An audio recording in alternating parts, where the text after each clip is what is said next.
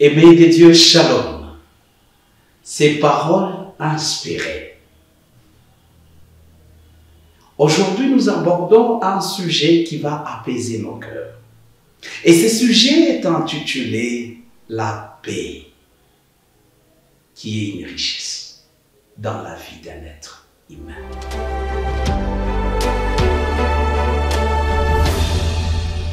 La paix, réellement, elle est une richesse dans ta vie et dans ma vie. Une fois, j'ai rencontré une femme gigantesque. Mais je croyais que cette femme-là mangeait beaucoup et je me suis imaginé pour dire qu'elle vit dans une famille, des enfants, ainsi de suite. Mais je m'approcha de cette femme, je dis, mais ma chère fille, comment ça va? Elle dit, pasteur, je vais bien. Et par après, j'ai questionné cette dame-là pour dire que je vous vois toujours joyeuse et vous êtes gigantesque, vous avez une bonne mine. Quel est votre secret, ma fille? Elle me dit, pasteur, savez-vous quoi? Je suis d'après tout une femme qui fournit beaucoup d'efforts pour la scolarité de mes enfants. Et en plus de cela, mon mari est enseignant. Et vous connaissez avec la vie des enseignants, c'est très complexe. Mais comment est-ce que vous avez une bonne mine? Elle me dit, pasteur, j'ai la paix. Consultons les pages sacrées de la Bible et voir ce qui est arrivé dans la vie de quelqu'un pour cette paix-là. Genèse 33, le verset 1 à 4, la Bible nous dit, Jacob leva les yeux et regarda. Et voici Ésaü arrivé avec 400 hommes. Il répartit les enfants entre Léa, Rachel et les deux servantes. Il plaça en tête les servantes et leurs enfants, puis Léa avec ses enfants, et enfin Rachel avec Joseph. Lui-même passa devant eux et il se prosterna en terre 7 fois jusqu'à ce qu'il fût près de son frère. Ésaü courut à sa rencontre, il l'embrassa, se jeta à son cou et les baisa.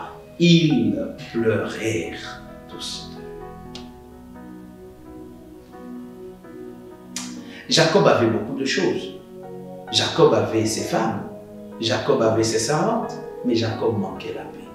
À cause de ce qu'il y avait eu avant. Et à chaque fois qu'il se rappelait de son frère Ésaü, c'était pour lui l'angoisse.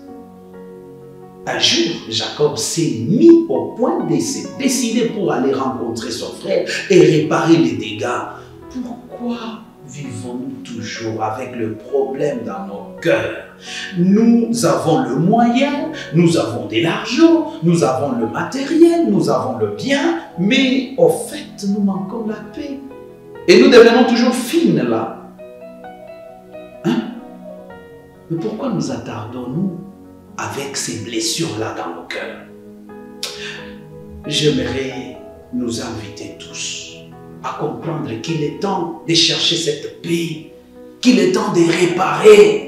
Ne vis pas avec les problèmes avec ta femme, toute une nuit, deux jours, une semaine, vous allez mourir vite. Et aujourd'hui, savez-vous pourquoi il y a trop de maladies? Hypertension, gastrite, et il y a des problèmes, cancer, tout ça. C'est à cause de ça. Nous ne voulons pas comprendre la procédure pour chercher cette paix-là.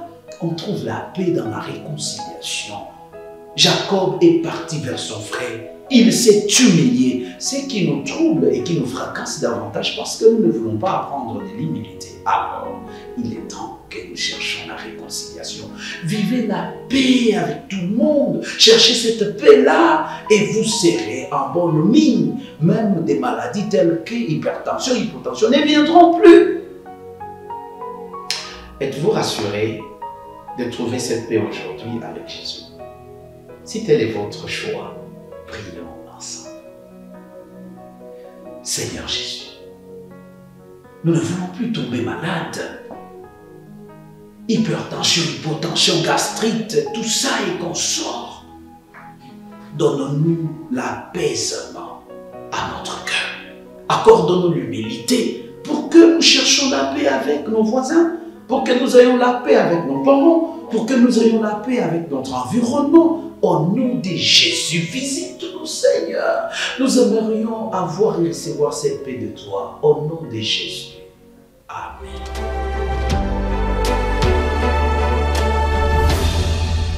Aimés les dieux, avez-vous aimé la vidéo? Partagez-la, likez la vidéo et surtout, n'oubliez pas de vous abonner à notre chaîne YouTube Advent Media. Que Dieu vous bénisse.